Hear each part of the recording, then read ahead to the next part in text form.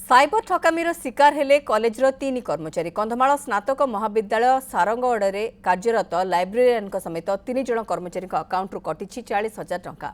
बड़ कथा होउछि cyber ठकई पछरे college अध्यक्ष अशोक कुमार पाणीकर हाथ थिबा अभियोग होइछि। अध्यक्षक नारे थाना एतला मध्ये होइछि। गत 23 तारिख में कॉलेज अध्यक्ष मोबाइल नंबर को एक कॉल आसीथिला। एबीडीओ परिचय दे फोन करथिले साइबर ठक। स्मार्ट क्लास पई कॉलेज को टंका छड़ा जिवो बोली कहिथिले। कॉलेज अकाउंट को टंका जाऊ नथिबा कही व्यक्तिगत अकाउंट मागिथिले। तेबे अध्यक्ष अशोक 3 जन कर्मचारी को फोन दे टंका रिसीव करिया पे कहिथिले।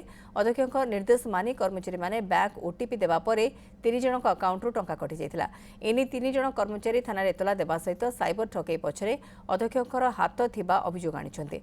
अनेबरे अभियोग को खंडन करिछन्ते अध्यक्ष अशोक पाणी। ना मु बिना चिठी रे किछि लिखि पारिबि ना। चिठी आणला परे ही जा लिखिबि।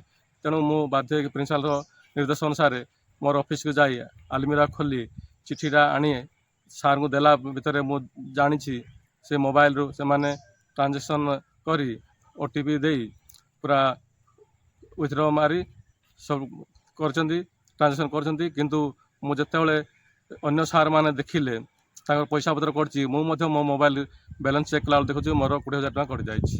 थाना गोटे मत आक्षेप कर एफआईआर देते सहित मु संपूर्ण निर्दोष मुझे चाहूँ मो स्टाफ मैंने केमी पैसा फेरी पाइबे मो भारी दुखित सहित मत साइबर क्राइम ऑफिस फुलवाणी जाइए माने मोर पुलिस भाई मानक निवेदन कर रिक्वेस्ट